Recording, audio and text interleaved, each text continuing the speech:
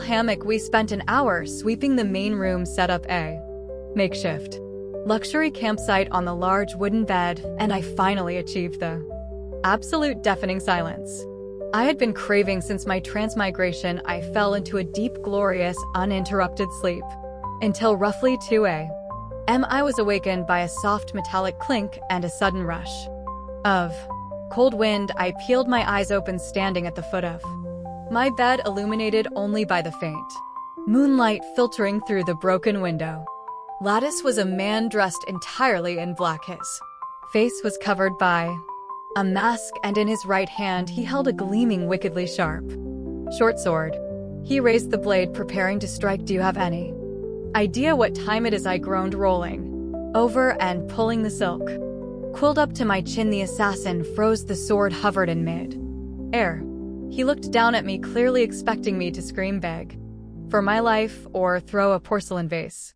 "It is the hour of the rat," he answered automatically, his voice a low, raspy whisper. "Exactly the hour of the rat, also known as my deep REM sleep cycle," I complained, rubbing my eyes. "Do you know how hard it is to fall back asleep once the melatonin production is disrupted?" The assassin lowered his sword a fraction of an inch, taking a step back in sheer confusion.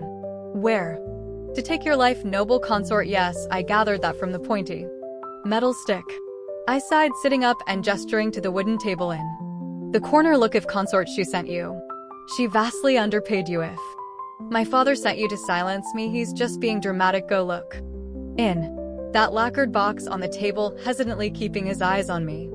The assassin sidled over to the table and used the tip of his sword to flip open the box. It was filled with a massive pile of gold, heavy jade pendants, my severance package that I had smuggled in. "Take it," I offered generously.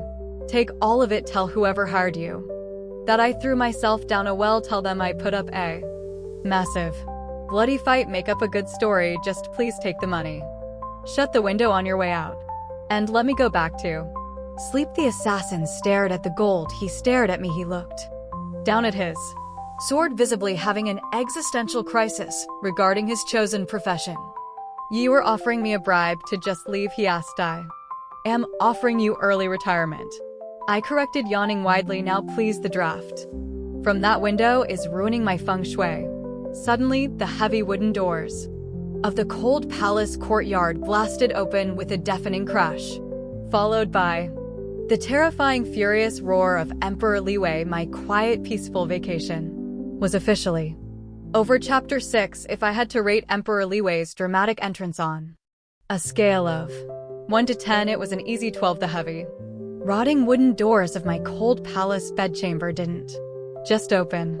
They practically splintered into matchsticks under the force of his dark leather boot. The Emperor stormed into the room like a localized hurricane of black silk, gold embroidery, and pure, unfiltered fury. He had a drawn long sword in his hand, the polished steel gleaming in the moonlight. Behind him, a dozen imperial guards spilled into the courtyard, torches blazing. The assassin, who had been contemplating my early retirement package, completely panicked. He lunged for the window, but Liwei moved with terrifying inhuman speed. The Emperor closed the distance, grabbed the assassin by the back of his black tunic, and hurled him halfway across the room. The man crashed into a wooden pillar and slumped to the floor, unconscious. Silence descended on the room, save for the crackling of the guards' torches. Outside, Liwei stood over the unconscious assassin, his chest heaving, his jaw clenched so tightly I thought his teeth might shatter. Slowly, he turned his lethal, furious glare toward me. I was still sitting up in bed, the silk quilt pulled up to my chin, looking at the splintered remains of my door. "Your Majesty," I said, breaking the heavy silence, "I appreciate the rescue. I really do, but was it entirely necessary to destroy the door? The draft in here is now catastrophic." Liwei looked as if he might actually pop a blood vessel. He marched over to my bed, his sword still in hand, his dark indigo eyes blazing with a mixture of rage and terror that he was desperately trying to mask. "You are being assassinated," he gritted out, his voice a low, terrifying rumble. The guards reported a breach In the northern perimeter, I personally ran across 3 courtyards, and when I arrive, I find you trying to pay him off with your jewelry. It's called a severance package, I corrected, yawning, and it was working. We were in the middle of a very productive negotiation until you kicked my door off its hinges. You have absolutely no sense of self-preservation, he whispered, leaning down, and said, I'm sorry. So his face was inches from mine. I could feel the heat radiating off him, the scent of cold night air and sandalwood rushing over me. I have a very strong sense of self-preservation, I argued. That is why I chose bribery over hand-to-hand combat. I don't do cardio. Li stared at me. For a long, agonizing moment, his chest was rising and falling rapidly. He looked like he wanted to yell at me, shake me, or possibly wrap me in bubble wrap. Instead, he abruptly straightened up and turned to the captain of the guard. Take the assassin to the dungeons. I will interrogate him personally at dawn. Li commanded, his voice returning to its usual terrifyingly cold baseline, and packed the noble consort's belongings. The cold palace is compromised. Her private courtyard is also compromised until a full security sweep is completed. Wait, what? I sat up straighter, sudden panic piercing my sleepy haze. Where am I supposed to go? I can just sleep in the dark. I can't sleep in the dark. I can't sleep in the dark. I can't sleep in the dark. I can't sleep in consort Shu's old room. She won't mind. You are coming with me, Li interrupted, sheathing his sword with a sharp clack to the Dragon Pavilion. My jaw dropped. The Dragon Pavilion wasn't just another palace, it was the Emperor's personal, highly restricted sleeping and working quarters. It was the absolute epicenter of imperial politics. It was the CEO's corner office, and he was dragging me into it. Your Majesty, I cannot possibly impose on your workspace, I protested frantically, throwing the quilt off. I am a bad influence. I will disrupt your workflow. I snore. You will pack your things. Lying, he said softly, a dark, dangerous promise in his eyes. And you will sleep where I can see you. That is an imperial decree. 30 minutes later, my glorious PTO was officially terminated. The Dragon Pavilion was exactly as I had feared. It was massive, imposing, and aggressively austere. The floors were polished, and the floor was painted with obsidian. The walls lined with towering shelves of military scrolls and tax ledgers. There wasn't a single soft cushioned decorative vase or brightly colored tapestry inside. It looked like the architectural manifestation of a migraine. My slacker lifestyle was in critical danger. The environment was entirely too productive. The next morning, while Li was at court, I decided to retaliate. If he was going to force me into cohabitation in his terrifying office, I was going to radically destroy his office. I was going to radically destroy his office. I was going to alter his corporate culture. I dispatched Xiaoming to retrieve my emergency supplies. When Li returned to his study that afternoon, followed by 2 sweating ministers carrying stacks of reports, he stopped dead in the doorway. The austere, terrifying Dragon Pavilion had been compromised. I had ordered the eunuchs to lay down a massive, ridiculously plush white fur rug right in the center of the room. On top of the rug, I had constructed a fortress of plush, lavender-colored silk pillows. I was comfortable with the fact that the eunuchs were not going to be able to. It was currently lounging in the center of the pillow fort, eating dried persimmons and reading a very trashy romance novel I had bribed a guard to buy from the city market.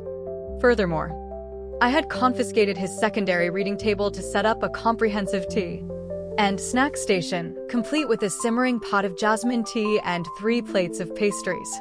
What? Li said, his voice deadly quiet. Is this? The 2 ministers behind him looked like they were preparing to write their own wills. Ergonomics, Your Majesty, I said brightly, popping a piece of persimmon into my mouth and turning the page of my book. The tea in this room was very rigid. It was terrible for my lumbar support. I've implemented a soft life initiative in the workspace. You're welcome to join me on the rug, but you have to take your boots off. The ministers gasped. Li slowly closed his eyes, taking a deep, rhythmic breath that looked entirely like an exercise in extreme patience. He dismissed the ministers with a sharp wave of his hand. Once the doors closed, Li Wei opened the door. When the doors closed, he walked over to his massive mahogany desk, which I had thankfully spared, and sat down, picking up an ink brush. "You are attempting to drive me insane, so I will banish you again," he observed astutely, not looking up from his scrolls. "I am merely optimizing my environment, Your Majesty," I replied, stretching my legs out on the soft fur. For the next 3 hours, a bizarre, silent war was waged in the Dragon Pavilion. Li Wei aggressively reviewed tax policies, his ink brush scratching. Li Wei looked at me anxiously against parchment, emanating an aura of cold, tyrannical authority. I aggressively napped, occasionally turning a page of my trashy novel or loudly pouring a cup of tea. The contrast was absurd. But as the afternoon sun dipped lower, casting long, golden shadows across the obsidian floor, I looked up from my book. Li Wei had stopped writing. He was leaning his chin on his hand, his ink brush suspended in the air, simply watching me.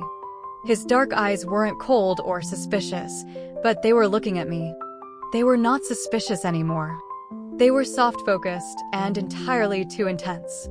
He looked at my messy hair, my bare feet tucked under a silk pillow, and the plate of half-eaten pastries. He didn't look like a tyrant planning my execution. He looked like a man who had been starving in a desert for a decade and had just been handed a glass of water.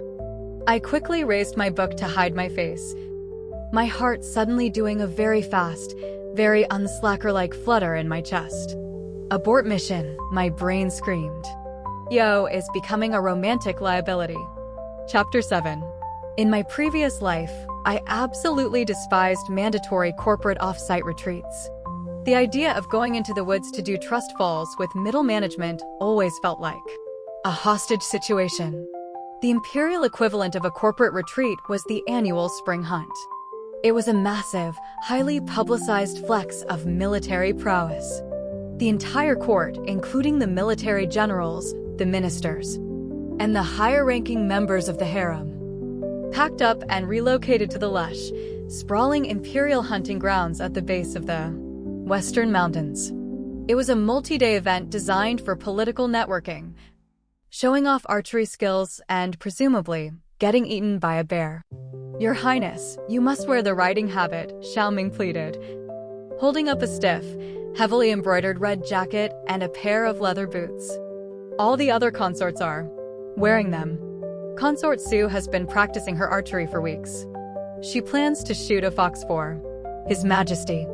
She plans to shoot a fox for His Majesty. She plans to shoot a fox for His Majesty. She plans to shoot a fox for His Majesty.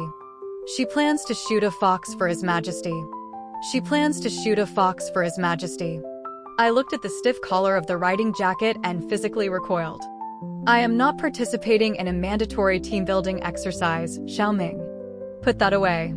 Bring me the most breathable, lightweight silk robe we packed, preferably something loose, and grabbed the parasol." While the rest of the imperial camp was a frenzy of whinnying horses, clinking armor, and highly competitive nobles trying to catch the emperor's eye, I directed a team of 4 sweating eunuchs to a massive, ancient weeping willow tree near the edge of the camp, safely away from the actual forest. "Lay down the waterproof mat first," I instructed, pointing with my folding fan. "Then the fur rug. Then the silk cushions. And hang the sheer muslin canopy from those low branches." I refused to be a buffet for mosquitoes. By the time the hunting horn blew to signal the start of the event, my setup was flawless. While Consort Su and the others were desperately trying to look elegant while sitting on highly unpredictable, sweaty horses, I was horizontally reclined on a mountain of pillows, protected by a sheer white canopy, eating chilled lychees out of a crystal bowl. From across the clearing, Emperor Liu sat atop a massive, terrifyingly muscular black warhorse. He was dressed in dark leather riding armor, looking every inch the ruthless, conquering tyrant he was written to be. As the ministers cheered, he raised his heavy hunting bow, the muscles in his arms pulling the thick string, taut with terrifying ease, and fired a golden-tipped arrow directly into the center of a distant target to officially open the hunt. The crowd went wild. Lady Linyu, standing near the royal pavilion, clapped politely, looking a bit overwhelmed by the noise.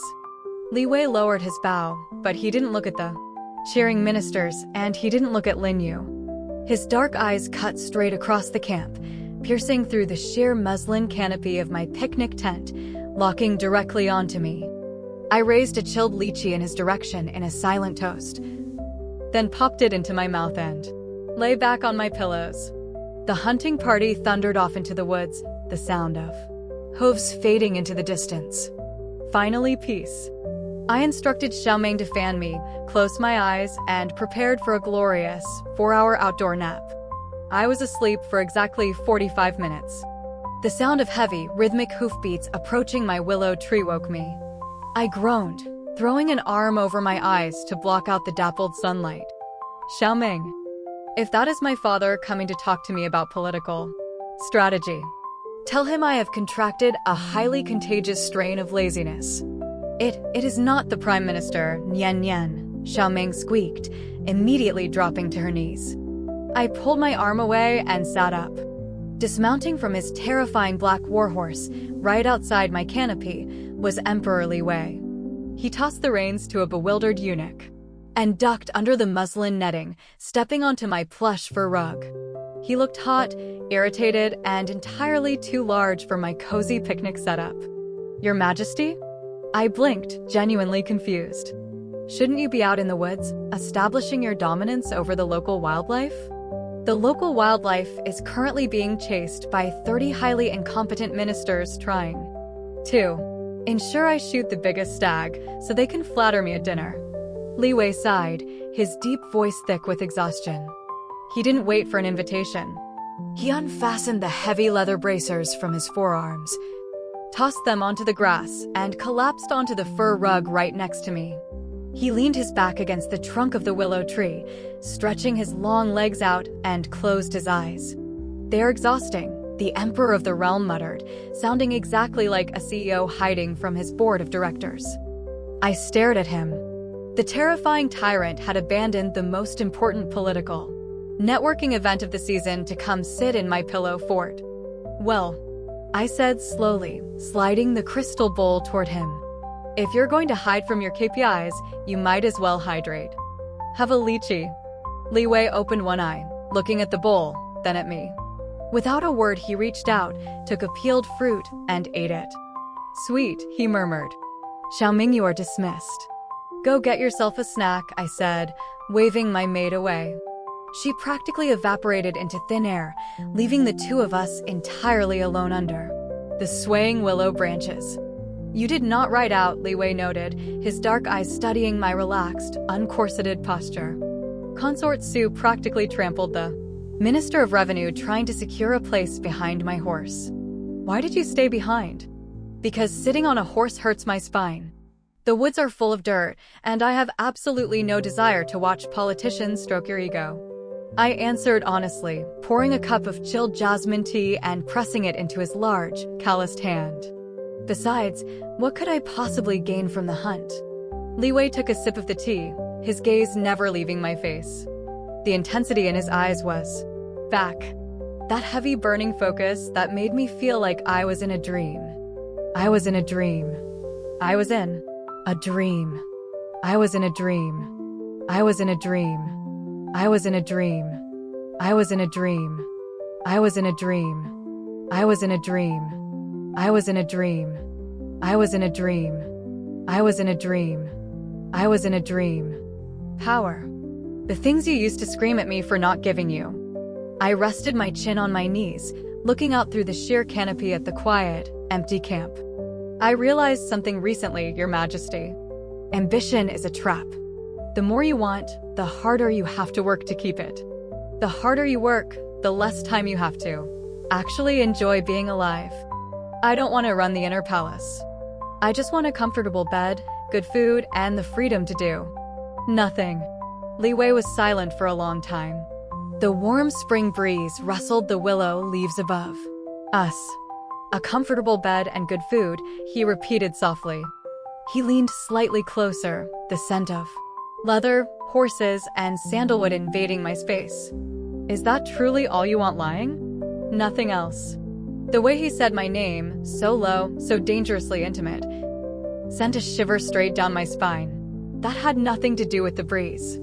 I swallowed hard, suddenly intensely aware of how close he was. If I leaned forward just 2 inches, my shoulder would brush against his chest. That's all I want.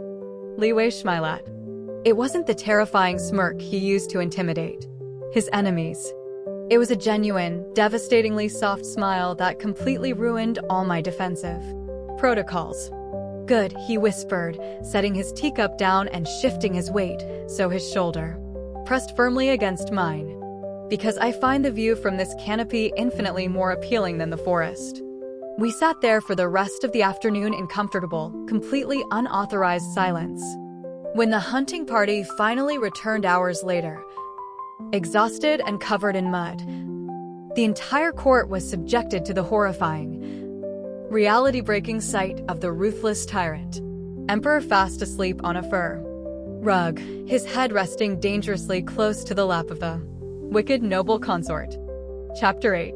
Returning to the imperial capital after the spring hunt meant returning to the suffocating web of court politics.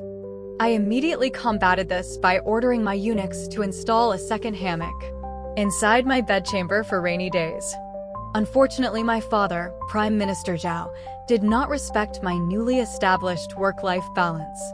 He arrived at my courtyard unannounced on a Tuesday morning, wearing his heavy purple official robes and an expression of intense, conspiratorial glee.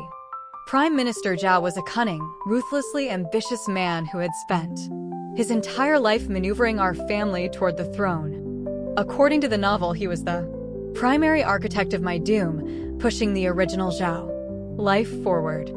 I was the only one who could do this. Lying to commit atrocities in the name of power before ultimately staging a failed coup. My brilliant, magnificent daughter, my father declared, sweeping into my hall and gesturing for Xiaoming to leave us. Once the doors were shut, he leaned in, lowering his voice to a theatrical whisper. I must admit, when I heard you were sleeping all day and ignoring court protocol, I was worried. But the spring hunt, a masterstroke. I paused mid-bite of a sesame ball. A masterstroke? Playing the aloof, unbothered beauty to ensnare the dragon. He chuckled darkly, stroking his goatee. You made the emperor abandon the ministers to sit in the dirt with you. It is a honey trap of the highest order. His Majesty's mind is clouded by your new, unconventional seduction. I stared at him. He genuinely thought my extreme laziness was a high-level psychological warfare tactic. Father, I assure you, my only strategy is optimizing my sleep cycle. Hush, lying. The walls have ears, he interrupted, waving a hand dismissively. He reached into his wide sleeve and produced a thick, tightly rolled piece of premium bamboo parchment, sealed with dark red wax. He slid it across the rosewood table toward me, as if it were a venomous snake. This is the cipher, my father whispered, his eyes gleaming with treasonous intent. General Wu's troops are stationed at the western garrison. I need him to move them to the capital's outer gates by the next new moon. Tomorrow the Empress is hosting a lotus viewing party. General Wu's wife will be there. You must slip this parchment into her sleeve. If His Majesty is distracted by you, he will never suspect the transfer. I looked at the heavy parchment. It was literally the inciting incident for the rebellion that would get my entire fictional family executed. Father, I really don't think I have the bandwidth for a coup right now. I sighed, pushing the scroll back. Can't we just enjoy our immense wealth and not commit high treason? Prime Minister Zhao patted my hand condescendingly. Keep your eyes on the throne, my daughter. The Zhao family will rule. Do not fail me. With a swirl of his purple robes, he swept out of my courtyard, leaving me alone with a highly incriminating document. I stared at the sealed parchment. I should have burned it. I should have thrown it in the lotus pond.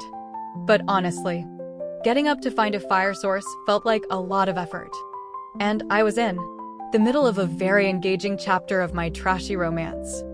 I tossed the treasonous scroll onto the corner of the table and promptly forgot about it. Later that evening, tragedy struck. The Imperial kitchen sent over a fresh batch of scallion pancakes, but they were exceptionally greasy.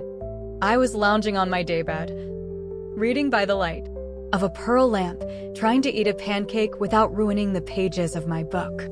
Xiaoming, bring me a napkin. I called out. I am washing the tea set in the outer hall. Niang Niang. I will be just a moment. She called back.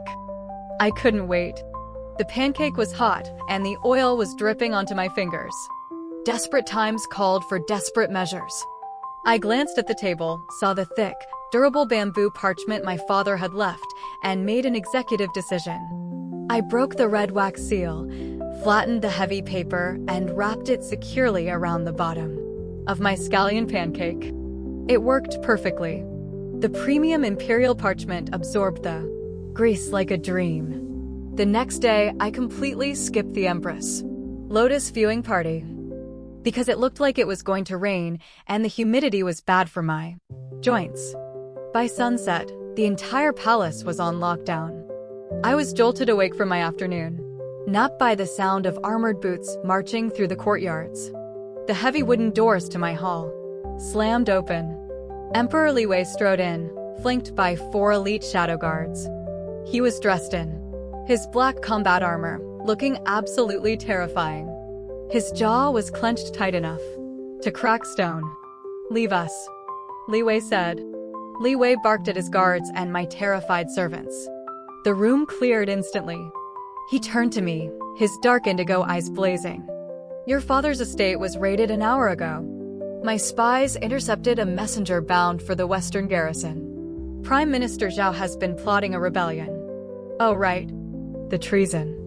I sat up, blinking sleepily. Is that today? I thought he said the new moon. Li Wei froze, his imposing, terrifying aura faltering for a second. You admit you knew? He took a step toward me, his voice dropping into a raw, fractured whisper. Lying, tell me you are not part of this. Tell me my guards are not going to find a coded cipher coordinating troop movements with General Wu in this room. Well, about that, I said, rubbing the back of my neck awkwardly. He did give me a cipher yesterday. He wanted me to give it to General Wu's wife. Li Wei closed his eyes, a look of profound, devastating betrayal washing over his sharp features. His hand rested heavily on the hilt of his sword. Where is the parchment, Zhao Lying? It's in the wastebasket by the vanity, I said honestly. Li Wei's eyes snapped open. He marched over to the small woven basket, clearly expecting to find torn evidence or a cleverly hidden false bottom. He reached in and pulled out the thick bamboo parchment. It was covered in large, translucent grease stains. A few stray pieces of green scallion were stuck to the Prime Minister's official seal. The Emperor of the Realm stared at the highly treasonous, heavily coded military document. He held it up to the light. The grease had completely blurred the ink, rendering the complex cipher entirely illegible. Lying, Li Wei said slowly, his voice completely devoid of its former terror. Why does the Prime Minister's secret rebellion cipher smell like fried dough? The scallion pancakes were excessively oily last night, Your Majesty, I explained with a helpless shrug. I didn't have a napkin. The bamboo paper was very absorbent. I forgot to give it to the general's wife because I didn't go to the party. Li Wei stared at the greasy paper. He looked at my messy hair and the indentation of a pillow on my cheek. He looked back at the paper. The tense, deadly silence of the room was suddenly broken by a sound that made the shadow guards outside the door flinch. Li Wei threw his head back and laughed. It was a loud, unhinged, booming laugh of pure, disbelieving relief. He laughed so hard he had to brace a hand and a hand. He laughed so hard he had to brace a hand and a hand. He laughed so hard. The vanity, dropping the greasy treason document back into the trash. He walked back over to my daybed, his dark eyes shining with intense, undeniable affection, and pulled me directly against his armored chest. You accidentally thwarted a military coup because you needed a snack wrapper. He murmured into my hair, his chest still shaking with laughter. I prefer to think of it as maintaining imperial stability through intuitive resource management. I mumbled into his shoulder, secretly thrilled by how warm he felt. Now, since my family is about to be exiled, does this mean my allowance is cut? Because I still need my lychees. Chapter 9. The fallout from my father's failed rebellion was swift, brutal, and entirely handled while I was taking a nap. Prime Minister Zhao and his co-conspirators were stripped of their ranks and exiled to the freezing northern borders. Normally, the family of a traitor would be executed down to the 9th generation. However, Emperor Li Wei stood before the imperial court and declared that the noble consort was a hero of the realm who had single-handedly thwarted the coup via unorthodox intelligence suppression. No one needed to know the intelligence was suppressed by a scallion pancake. I was officially safe. More importantly, my lychee allowance was doubled. A few days later, I found myself wandering the massive, quiet aisles of the Imperial Library Pavilion. I had finished my trashy romance novel and was desperately searching the archives for a sequel. The library was a terrible place to be, but I was able to find it. I was able to find it. I was able to find it. I was able to find it. I was able to find it. I was able to find it. I was able to find it. Towering labyrinth of carved mahogany shelves, smelling of old paper, dust, and dried ink. I was standing on my tiptoes, trying to reach a promising-looking silk-bound volume titled The Secret Passions of the Wandering Swordsman, when a shadow fell over me. A large, calloused hand reached over my head and easily pulled the book from the high shelf. Is this essential reading for maintaining imperial stability, noble consort? Li Wei's deep, smooth voice murmured right by my ear. I jumped, spinning around. Li Wei had backed me directly against the towering bookshelf. He was wearing informal, dark blue robes, his dark hair tied back with a simple jade crown. Without the heavy armor or the golden dragons of his office, he looked less like an untouchable deity and more like a devastatingly handsome, incredibly intense mortal man. He looked down at the cover of the trashy novel, raised an eyebrow, and then snapped the book shut with a sharp clack. He placed his hands on the shelf on either side of my head, effectively trapping me in a cage of mahogany and sandalwood scent. Your Majesty. I breathed, my heart doing a completely unslacker-like backflip. You move very quietly for a man who commands a standing army, Li Wei. Didn't smile, his dark indigo eyes were searching my face, heavy with a frustration that seemed to have been brewing for weeks. You did not come to the Dragon Pavilion last night, he stated. His voice was low lace with a dangerous edge. I ordered the eunuchs to lay out your fur rug. I had the kitchens prepare those red bean pastries you like. You stayed in your own courtyard. Well, my door is fixed now, I stammered, flattening myself against the books, and the political crisis is over. I figured you needed your workspace back to do. Emperor things, tax reform, beheading corrupt officials, brooding. I do not want my workspace back. I want you in it, he said, leaning in closer. His gaze dropped to my lips before snapping back up to my eyes. Why do you push me away?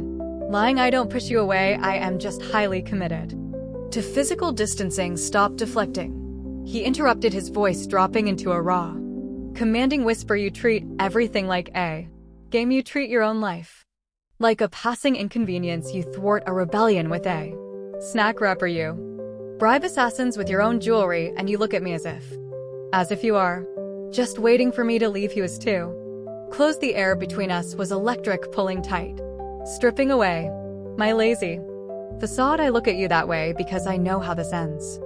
Li Wei, I blurted out, my anxiety finally overriding my chill. I know him. On borrowed time. Li Wei froze, his expression faltering. Borrowed time? Are you ill?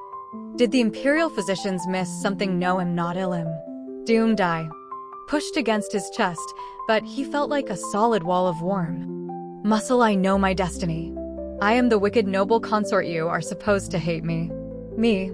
You're supposed to fall in love with the sweet, kind white lotus. And I am supposed to be banished to the cold palace. For real this time. And you are going to order me to drink poisoned wine. The silence in the Imperial Library was deafening. Dust motes danced in, the shafts of sunlight filtering through the high windows. Li Wei stared at me, his eyes wide with absolute, unadulterated horror. You think? He choked out, his voice suddenly hoarse. You genuinely believe that I am going to execute you? That I would hand you poison? It's the plot. I practically wailed, the stress of knowing the novel's ending finally spilling out. It is chapter 150. You execute me, and I die, and you live happily ever after without my chaotic snacking habits. Li Wei didn't ask what a chapter was. He didn't ask about the plot. He simply processed the fact that the woman he had been trying to court for months genuinely believed he was a tick time bomb waiting to murder her. He let out a ragged breath, stepping perfectly flush against me. He grabbed my wrists, gently but firmly pinning them to his chest, right over his racing heart. Listen to me, Li Wei commanded fiercely, his indigo eyes blazing with a terrifying, absolute conviction. I do not care what prophecies you have heard. I do not care what nightmares you are having. I am the Son of Heaven. If the heavens have written a destiny where I harm a single hair on your head, then I will burn the world. I will burn the world. I will burn the heavens down and rewrite the stars myself. I stopped struggling. My mouth went dry. Okay, that was an incredibly cheesy, highly dramatic line, but wow, did it work. Li Wei, I whispered. There is no poison wine lying, he swore, his thumb gently brushing across my cheek. There is no White Lotus. There is only a terrifyingly lazy, incredibly brilliant woman who has completely ruined my ability to focus on running this empire. I am not your executioner. I am not your executioner. I am not your executioner. I am not your executioner. I am yours. Entirely. Before I could even formulate a sarcastic response to protect my rapidly melting heart, Li Wei lowered his head and kissed me. It was not a cold, tyrannical kiss. It was desperate, consuming, and deeply terrifying in the best way possible. I dropped the secret passions of the wandering swordsman onto the floor. My hands slid up from his chest, wrapping around his neck. My fingers tangling in his dark hair as I kissed him back. He pulled me flush against him, lifting me slightly off the floor, completely shattering whatever remained of my plan to avoid the male lead. When we finally broke apart, we were both breathless. He rested his forehead against mine, his eyes closed. You are moving back into the Dragon Pavilion, Li Wei murmured, against my lips. And I am assigning 3 food tasters to your kitchen, just in case. Chapter 10. If there is one thing that ruins a perfectly good evening of lounging, it is a mandatory victory banquet. Following the swift and decisive crushing of my father's scallion pancake rebellion, Emperor Li Wei decreed a night of celebration. The banquet hall was packed. The mood was electric, though slightly tense, considering half the court was still sweating over whether they were accidentally tied to the Prime Minister's treason. I sat at the highest table, situated directly to the right of Emperor Li Wei. Throughout the first 3 courses, Li Wei maintained a terrifying, icy facade of imperial authority for the court. But under the long silk tablecloth, his large, warm hand was firmly wrapped around mine, his thumb drawing slow, distracting circles on my palm. It was highly scandalous, incredibly distracting, and making it very difficult to focus on my crispy duck. Noble consort, a smooth, oily voice called out, cutting through the chatter. I looked up. Standing before the dais, holding an ornate silver goblet, was Minister Fong. He was a holdover from my father's faction, a man who had loudly and publicly disavowed Prime Minister Zhao the moment the Imperial Guard showed up, thereby keeping his head. The court owes you a great debt, Minister Fong announced, bowing deeply, though his eyes darted nervously around the room. Your unparalleled wisdom rooted out the rot within our own ranks. I humbly offer this toast. a rare vintage of plum wine from the southern provinces, to your health and longevity. A eunuch stepped forward, carrying a jade tray with a single, exquisitely carved jade cup, and placed it on the table in front of me. "Drink, your highness," Minister Fong urged, his smile pulling tight at the corners. Overlast 10,000 years. In the original novel, this was it. Chapter 150. The moment the poisoned cup was delivered. Of course, in the book, the emperor handed it to me. Now the remnants of my father's faction were trying to tie up loose ends and take out the traitor daughter who had foiled their coup. Li Wei let go of my hand, his posture stiffening, his eyes narrowing as he analyzed Minister Fong. He didn't trust the man, but refusing a toast of loyalty in front of the entire court was a breach of protocol. He was a traitor. He was a traitor. He was a traitor. He was a traitor. He was a traitor. I looked down at the jade cup. The plum wine was a deep, rich ruby color. Now, I was a lazy woman, but I was also a woman who took her afternoon tea very seriously. Over the past month, to ensure maximum relaxation, I had aggressively micromanaged the imperial botanists, forcing them to teach me everything about herbal infusions, flavor profiles, and toxic roots that could accidentally give me a stomachache. I leaned forward and subtly sniffed the wine. Beneath the sweet, heady, sweet, sweet, sweet, sweet, sweet, sweet, sweet, sweet, sweet, sweet, sweet, sweet, sweet, scented fermented plums, there was a sharp, distinct note. It smelled exactly like crushed, bitter apricot kernels, laced with the metallic tang of ginjin, the legendary toxic bird feather. Poison, specifically designed to cause sudden, catastrophic cardiac arrest. Well, that's just rude. I didn't scream. I didn't knock the cup over. I calmly picked up the jade cup by its base and swirled the ruby liquid, offering Minister Fong a serene, unblinking smile. "Minister Fong, you honor me," I said, my voice projecting clearly across the suddenly quiet hall. But as a woman of profound filial piety and humility, I could not possibly drink this rare vintage alone. Such a magnificent gift should be shared with the one who presented it. Minister Fang's face went completely white. He looked like a man who had just swallowed a live toad. Your highness, it is a toast to you." "I insist," I said brightly, standing up. My heavy crimson skirts rustled as I stepped down from the dais, walking directly toward him. I held out the jade cup. "Please, drink to my longevity, Minister." The entire court watched with bated breath. Li Wei was already on his feet, his hand resting on the hilt of his sword, his indigo eyes tracking the scene with lethal precision. He had caught on instantly. Minister Fong took a step backward, his hands trembling. Sweat beaded on his forehead.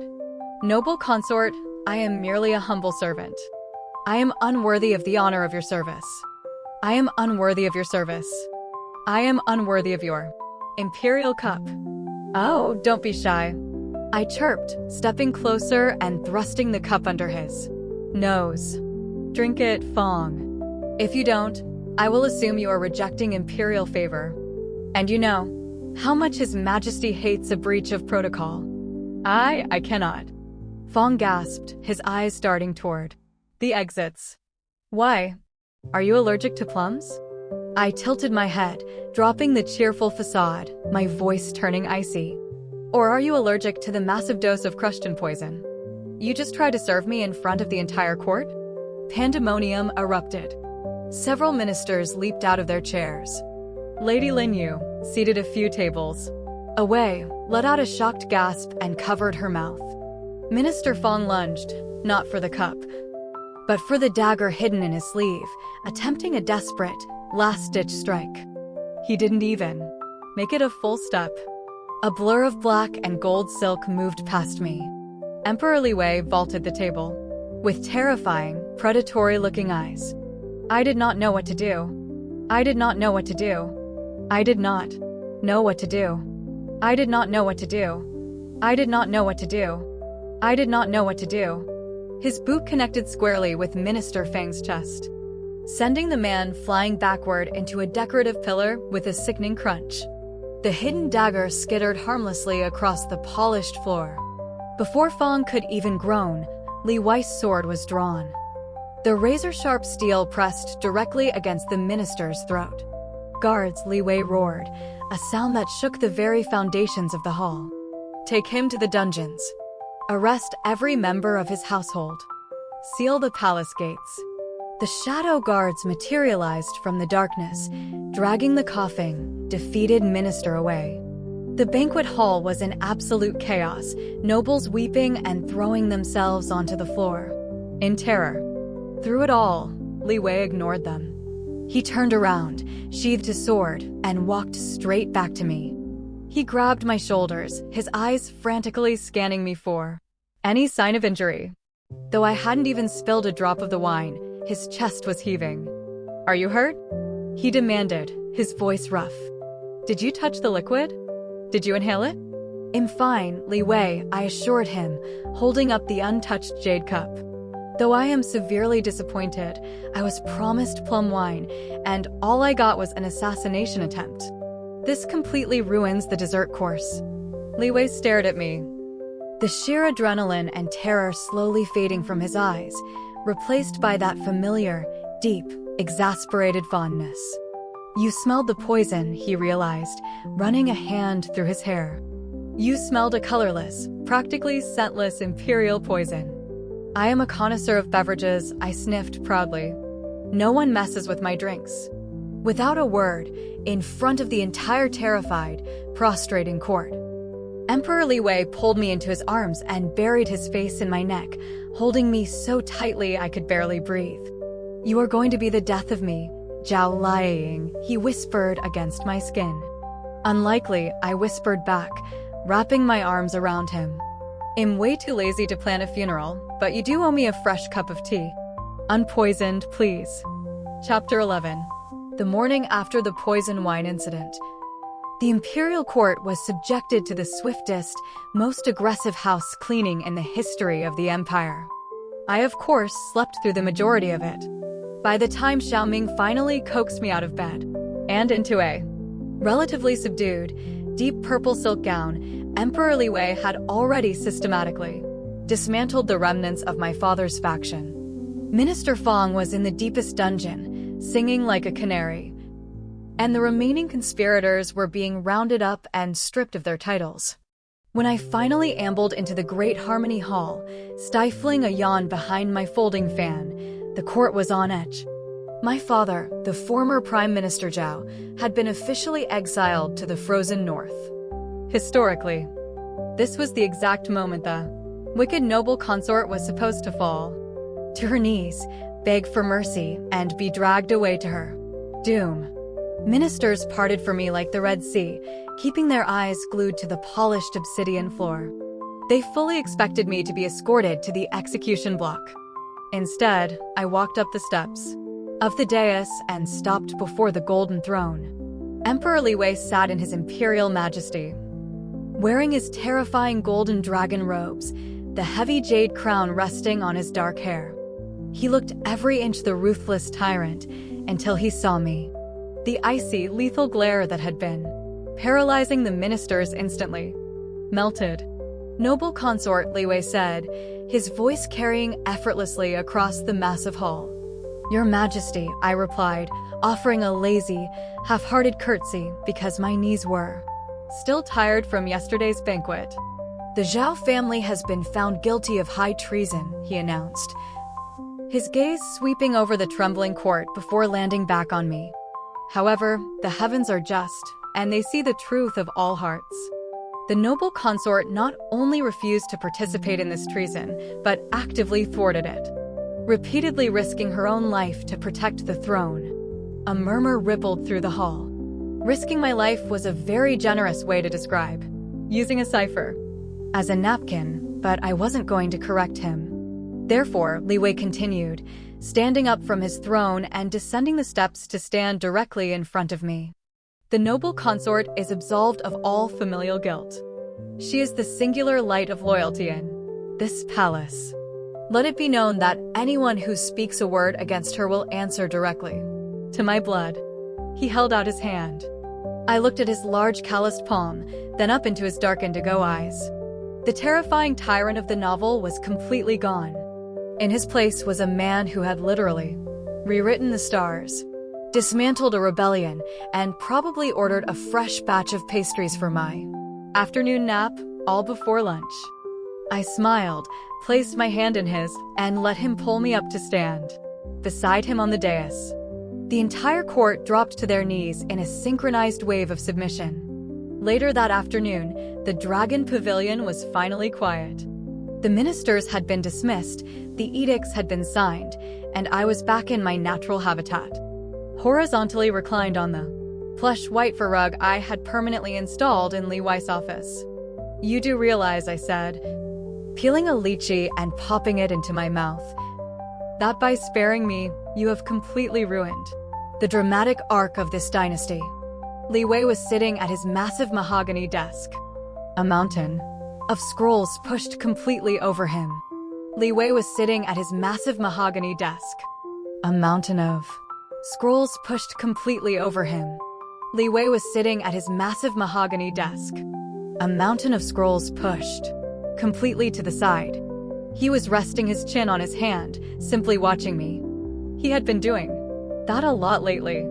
"I am fine with a lack of drama," he murmured, his eyes tracking a drop of lychee juice on my thumb. "I have had enough drama for a lifetime. No poison wine? No tragic betrayals?"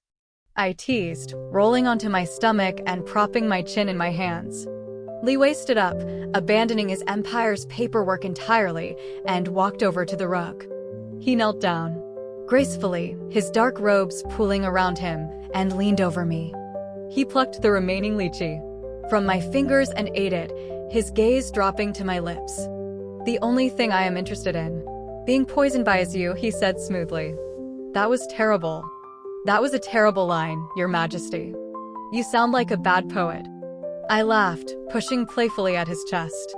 He caught my wrists, pinning them gently to the fur rug, a devastating, genuine smile breaking across his sharp face. "Military commander, lying, not a scholar. But I am learning. Admit it. You find me charming." I looked up at him, at the warmth in his eyes and the solid, undeniable reality of him. The plot was broken. The novel was over. I wasn't going to die in chapter 150, and I didn't have to fight a white lotus for survival. I just had to survive this man's terrifyingly intense affection. "You're all right," I whispered, pulling my wrists free to wrap my arms around his neck. "When you aren't brooding. And when you remember to approve my snack budget." Li Wei laughed a rich, deep sound before lowering his head to kiss me, officially closing the book on the tragic destiny of Zhao Liang. Epilogue. 3 years later. The Imperial Palace was significantly less dramatic these days. Lady Linyu, the supposed tragic heroine of my former lives novel, had successfully escaped the harem. After I casually suggested to Li Wei that she looked miserable, trapped behind the palace walls, he arranged a highly prestigious marriage for her. She was now happily married to a handsome, easygoing scholar from the Ministry of Rights, living in a lovely estate in the capital, entirely free of assassination attempts and boiling tea spills. We occasionally exchanged letters. She sent me skincare recipes, and I sent her premium tea leaves. As for me, I was now the empress of the realm. Surprisingly, the promotion hadn't changed my daily schedule much at all. I was currently lounging in my favorite sunlit pavilion overlooking the Imperial Lotus Pond. The afternoon was warm, the breeze was gentle, and I was resting my head on a mountain of lavender silk pillows. "Xiaoming the grapes," I murmured lazily, not opening my eyes. "Xiaoming is currently managing the new palace maids, my love," a deep, incredibly familiar voice replied. I cracked an eye open. Emperor Li Wei, the absolute ruler of the known world, was sitting on a low stool right beside me.